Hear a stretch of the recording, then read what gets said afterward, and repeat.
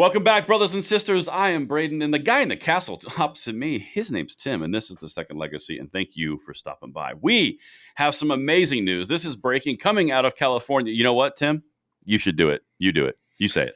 What happened? A court has struck down the assault weapons ban, or AR-15 ban in California.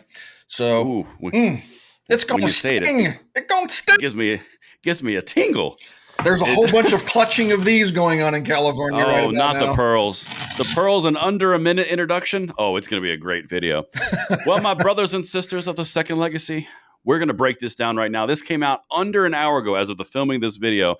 Tim and I have gone through very briefly because this was a dissertation. This is like 150 pages of goodness. Yes. And we've pulled out a few of our favorites for you guys. I mean, if these aren't T-shirts, if this isn't like text to go on a wall, I don't know what are, but some of these are great. Wouldn't you say, Tim? Yes. And what's so funny about reading through these, I'm sitting there going, oh my gosh, this is stuff we've been saying forever. Mm-hmm. If you go back and watch all the past episodes of Second Legacy, many of the things that he points out in this document are the exact same arguments we've been making for years. 100%. So it is so good to see a judge that actually gets it, right? Uh-huh. Yeah. He's the one man out in California who's just like fighting the machine. Yep. But for right now, though, let's dive in because we've got 12 clips, and that's like not including the stuff on the cutting room floor from the initial read. But let's dive in. Mr. Producer, this is number one.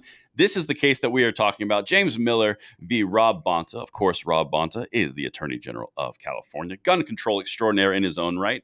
Only second in his hair gel application to the Newsom. The Gavster. Let's get into this because you know what? Up at this guy with Roger Benitez. Oh, excuse me, Honorable Judge Roger Benitez. Saint Benitez, some have said.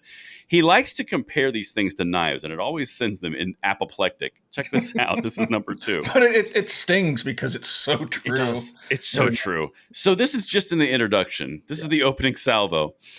Like the Bowie knife, which commonly carried by citizens and soldiers in the 1800s, assault weapons, in air quotes, are dangerous but useful.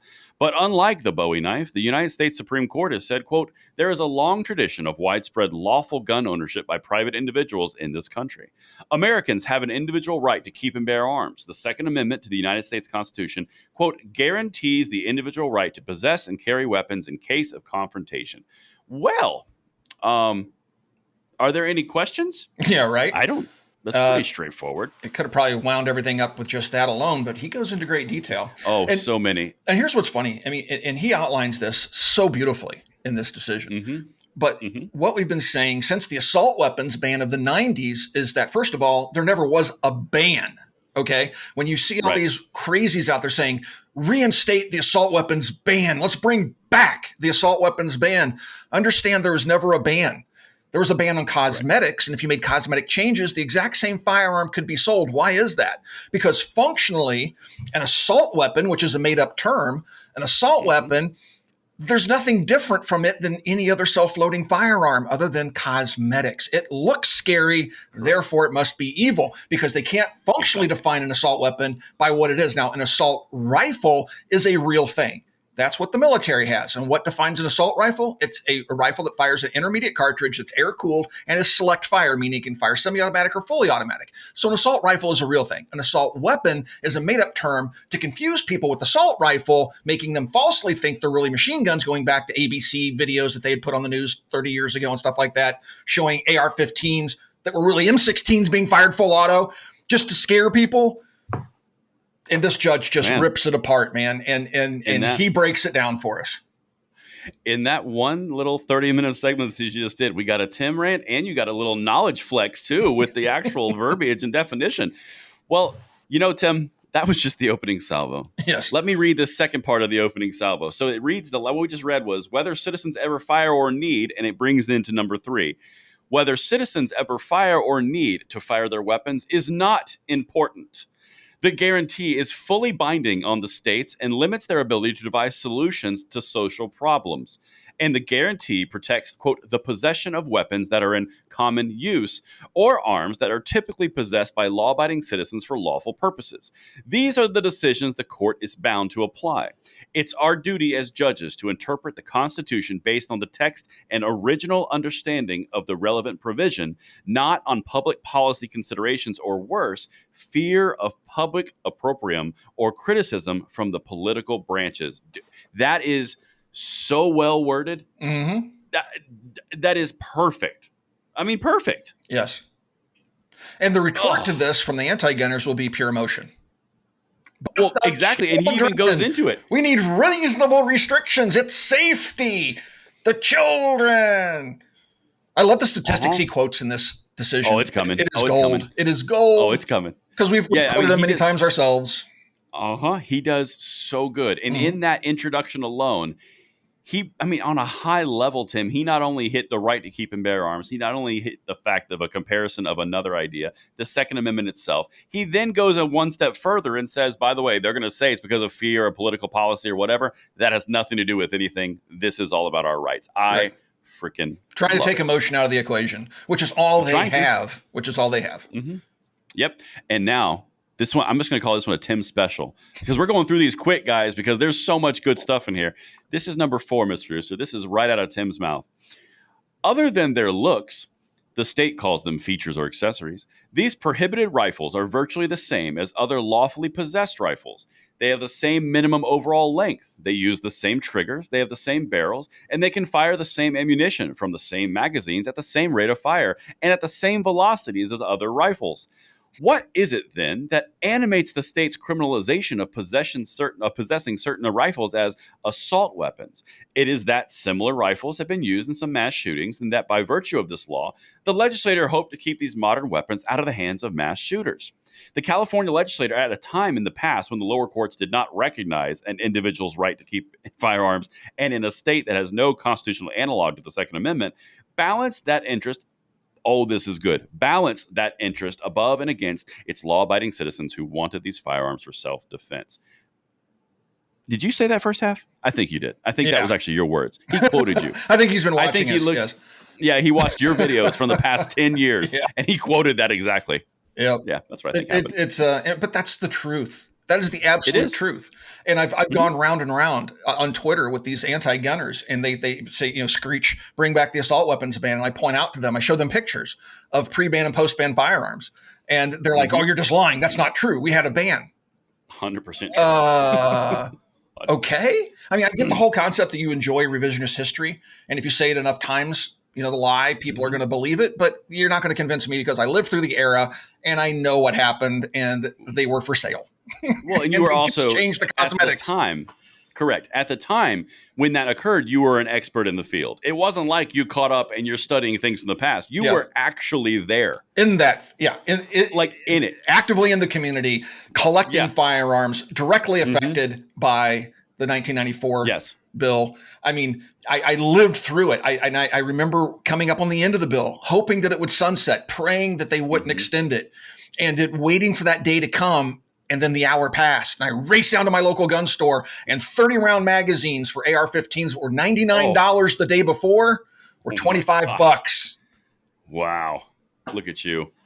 It's just crazy. I still have bags around here somewhere where I had Glock 19 magazines used in a little plastic bag for $99. That's what we dealt with. And what did that fix? Nothing. By the government's own study, nothing. It changed nothing. Anyway. Nothing at all. But here's one of my favorite things. So that segment, like I said, guys, this thing is so stacked. That segment had two things I love. One, the part that Tim just alluded to about how he literally lays out there's no difference between what is legal and what is not legal. That is extremely damaging to the gun control perspective because anybody who reads this or is disseminating this can literally point to that and go, this is in a judicial decision, and it's all backed by fact. The other thing that he did here, and I love this because it's subtle, when he's talking about the California legislature, let me read this part again. The California legislature, at a time in the past when the lower courts did not recognize an individual's right to keep firearms, and this part right here, in a state that has no constitutional analog to the Second Amendment, balanced. That's incredibly important. Balance that interest above and against its law-abiding citizens who wanted the firearms for self-defense. So that is what the entire thing that Bruin destroyed, the interest balancing. What he's doing there is he's not only destroying it with logic, he's also bringing in the Bruin decision at the base level of what the Bruin decision did. You got rid of the interest balancing that says in high level, well, yeah, you have the Second Amendment right to have a constitutional right of a firearm, but you don't supersede the rights of others who have the right to be safe. So therefore, your right falls and pales in comparison to the masses. That's exactly what the interest balancing was. Yes, in the sense of public safety, and I think, and it's just huge. Another thing to point out here, and I think the reason why this judge wrote this lengthy decision and he references back and forth between Bruin and other decisions is because he's using the verbiage that the Supreme Court has already established. Therefore, when this winds up before the Supreme Court, he's using their own words to justify his decision. How can the Supreme Court look at this and look at their own words in this decision and go, well, we've come up with a different conclusion this time? They can't. So he's setting this up to win at the Supreme Court level, right? That's my take on it. No, that's exactly what's happening. I completely agree. Now maybe we understand why he took like 6 or 7 months to get this decision out. Right. This thing is a masterclass in the next step. I mean, like, sure, will it get to the Ninth Circuit and may it get stayed? Maybe. The injunction's for 10 days right now. But if this thing gets stayed, well, now you have a challenge to go to the next level. And if the SCOTUS takes it up, you have everything laid out utilizing their own citing, their own citation, their own sources. This is a big deal. This is not small. This could be the linchpin that undoes all this craziness nationwide. It's possible. And brings freedom back to those states that have been living under draconian California-esque type laws for the last several decades. It's completely possible. Yep. And this would regulate everything. Just to put this in full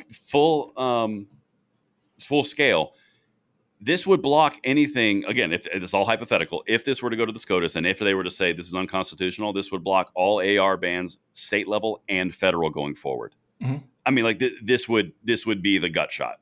This would be the gutting blow. But we're only at 4 out of 12, guys. And there's more than 12. That's just the 12 juicy ones. Exactly. We could that we've even found yet. Worth of episodes to this decision. This is so good. So let's throw number 5 up and keep going, because this, again, he hits something else here. This is beautiful. The American tradition is rich and deep in protecting a citizen's enduring right to keep and bear common arms like rifles, shotguns, and pistols. There's common again, Tim. Look at that. However, among the American tradition of firearm ownership, there is nothing like California's prohibitions on rifles, shotguns, and handguns based on their looks or attributes. Here is the, quote, assault weapons prohibition has no historical pedigree, kind of like historical analogs. Let's continue. And it is extreme. Even today, neither Congress nor most states impose such prohibitions on modern semi-automatic arms. In contrast, laws that punish criminal acts committed with any gun, like the crime of an assault with a deadly weapon, remain perfectly constitutional. Those criminal laws are not at issue here. I mean, this guy's a legend. Yeah. It's going to be really, really hard to take this apart in court and come up with a different conclusion. And look, the Ninth Circuit could stay this, and they don't even really have to write a lengthy decision. They can just not like it. And keep in mind, they just stayed the magazine ban thing, yes, right? They did. And so, and this is with firearms. So if they're that concerned about magazines, you can almost be guaranteed that they're going to have concerns about this particular ruling. We'll see. You never know with the courts.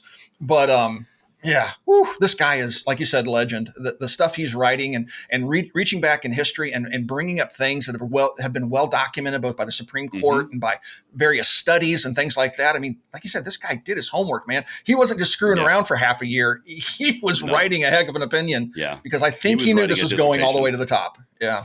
But also keep in mind a little more backstory. God, this is such the loaded episode. Keep the backstory here. This has already been ruled unconstitutional by Benitez and went to the Ninth Circuit. The Ninth Circuit, after the Bruin decision, sent it right back to Benitez. He could have copy and pasted his previous decision. He did not. Right. He came at it full bore. Again. Yes. Yeah. He came at it from a different angle and a very complete assessment of what's going on. In fact, here come the numbers that Tim was alluding to earlier. God, we're only 13 minutes into this video. All right, let's get it. Number 6. California's assault weapons ban takes away from its residents the choice of using an AR-15 type rifle for self-defense. It is because modern rifles are used so frequently for crime No. The United States Department of Justice reports that in the year 2021, in the entire country, 447 people were killed with rifles of all types. From this, one can say that based on a national population of 320 million people in the United States, rifles of any kind, including AR-15s, were used in homicides only 0.0000014% of the time.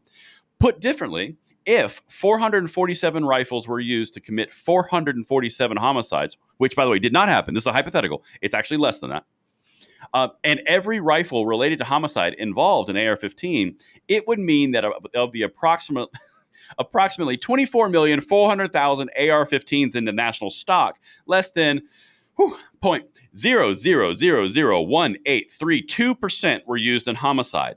It begs the question, what were the other AR-15 type rifles used for? The only logical answer is that 24,399, good Lord, numbers, 24,399,553, or 99.9999985% of AR-15s were used for lawful purposes.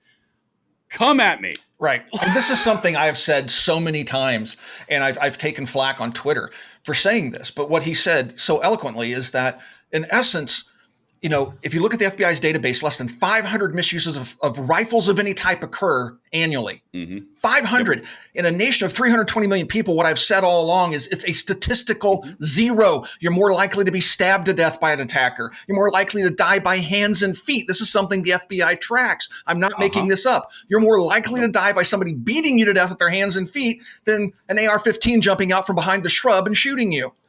The shrub. The shrub. And so the fact that he included this statistic is awesome, because it speaks volumes to the idiocy of this fear of the AR-15.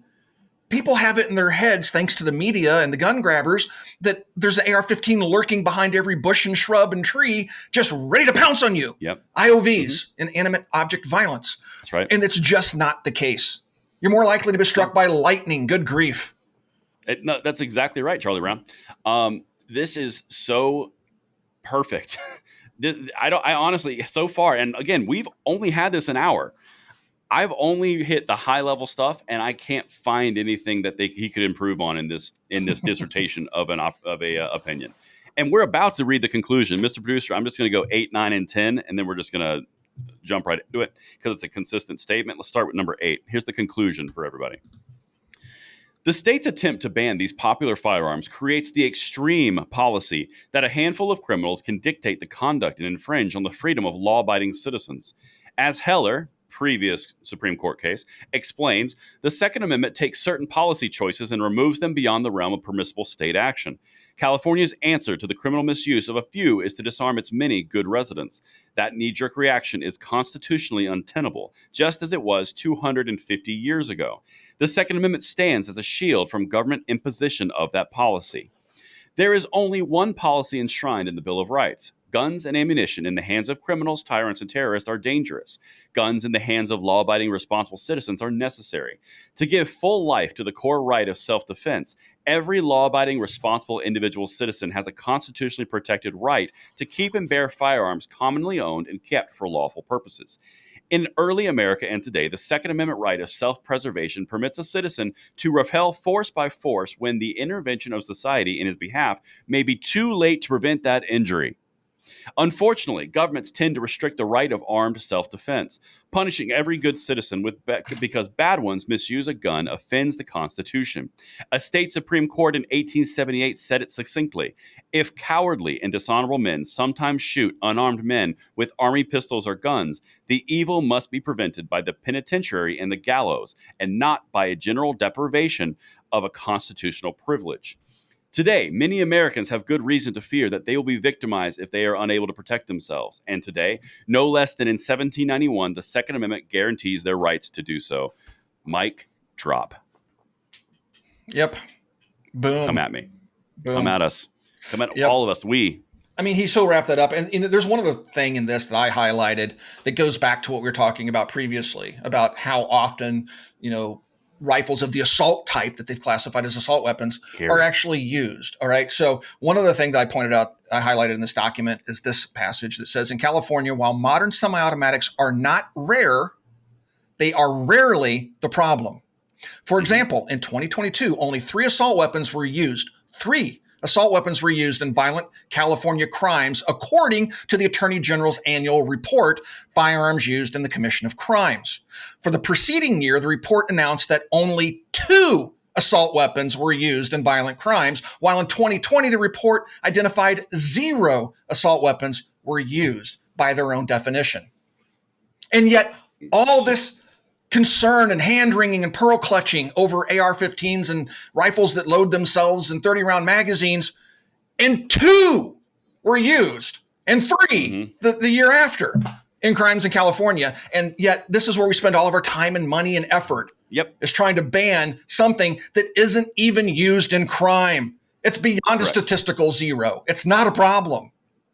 It's almost like, Tim, that they're going after the scary image and the assault persona versus the actual function. It's all based on appearances and emotion and appearances. You take the scary appearance and you get a strong emotion, and they use the emotion to take your rights away from you.